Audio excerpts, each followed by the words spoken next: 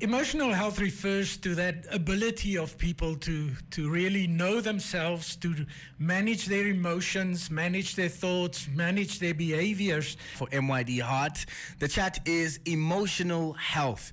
And it's a universal aspect of our well-being, and it can significantly impact our relationships, our work, and just our overall quality of life.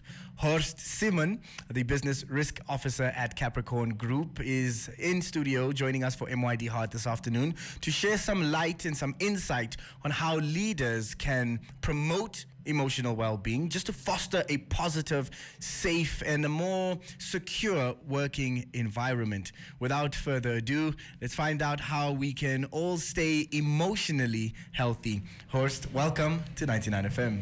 Thank you very much. It's great to be here. The pleasure is all mine. Let's dive straight into it. What is emotional health? Emotional health refers to that ability of people to really know themselves, to manage their emotions, manage their thoughts, manage their behaviors in a healthy and productive way at work. In the article that we wrote and published, that's more around building an effective risk culture and how it relates to risk.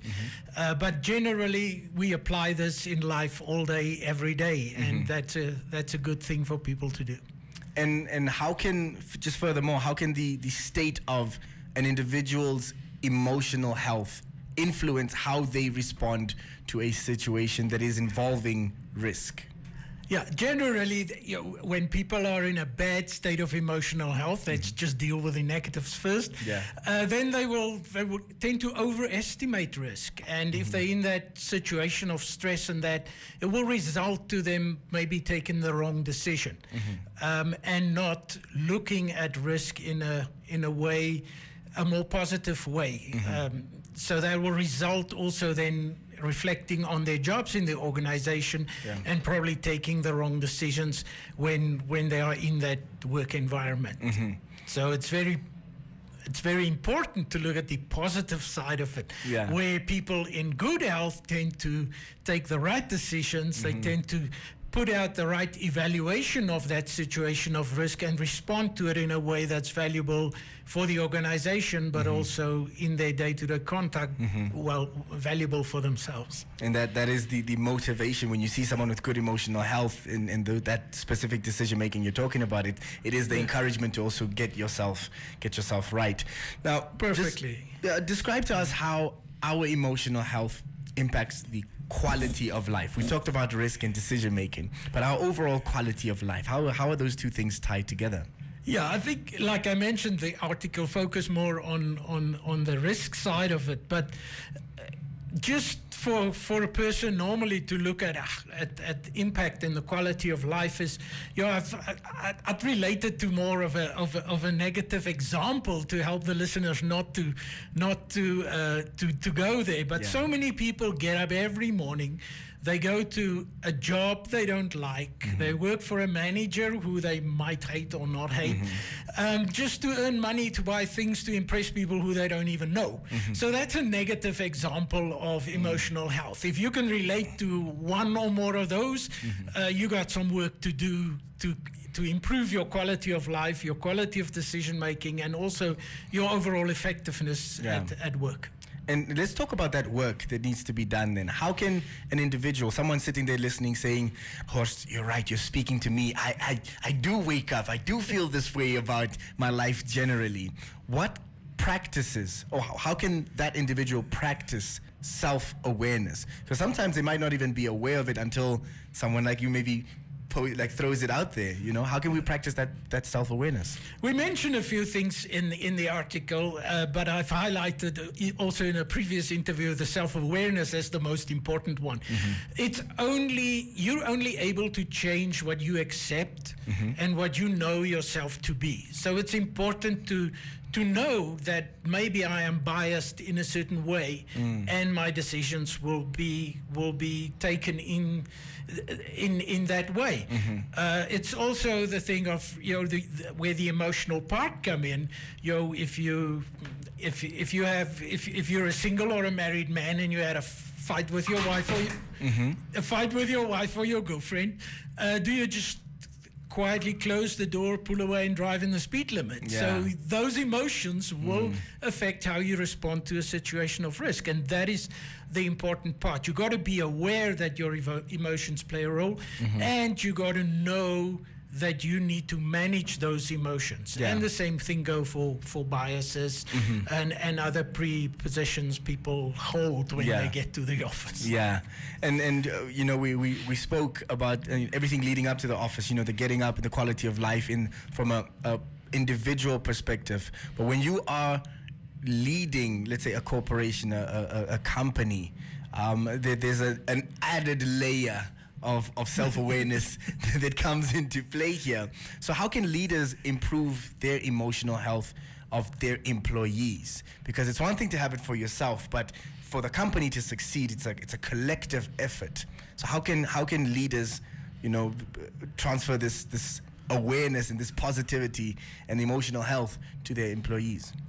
Yes, I'd again like to highlight just one of the things that we put in the article, and that is, for me, the most important one, that open conversation, that open communication channels. So leaders accepting that and creating that environment.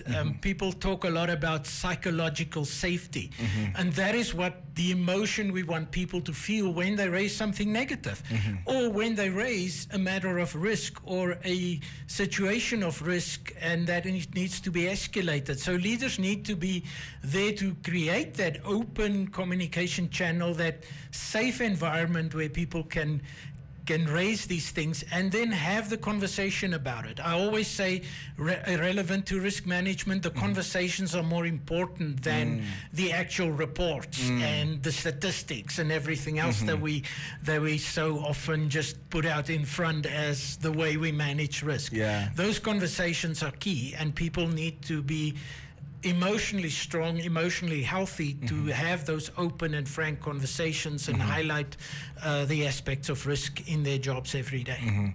I fully agree. And once we're human before we're anything else. When we step out of the bed, I just to add to that, I totally agree, because by the time you get to the office, you are your individual, you're yourself, and when your emotional health is where it needs to be, it's easier to translate that positivity to someone else. Horst, any last comments and maybe just advice in terms of emotional intelligence for the listeners and just Namibia as a whole? I think in general, we talk a lot about trust nowadays as well. And coming out of COVID, there was a lot of negativity and a lot of trust issues around this. You know, you had situations where people contracted COVID, and with the stigma and everything that's associated with it, they chose to keep quiet, and that just added to the risk. So in general, have open conversations about risk. When you see something wrong, do that. And we need to build on that ethics and trust in our organizations within the country, so that we all can take the right decisions, not emotional ones, but have emotional health to take the right decisions to push our companies forward, and also in the process grow ourselves to become better people. 100%. That wise words from Horst Simon, the business risk officer at Capricorn Group. And the chat is emotional health, the importance of it, and the role that the self-awareness and plays into it, and just collectively as Namibians. And we can treat the country as one big corporate that we are all a part of, and we have to just take a look at what role you individually play as far as your emotional health to Namibia, and then also in your individual lives and your personal relationships, as well as at the office. Horst, thank you so much for this conversation. I thoroughly enjoyed it, and I can't wait to have you back again.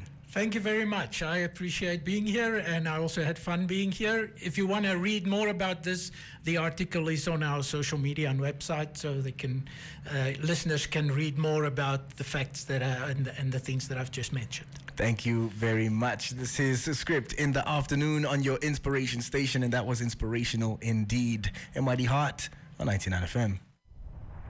MYD Heart was proudly brought to you by NHP. NHP, we are about you.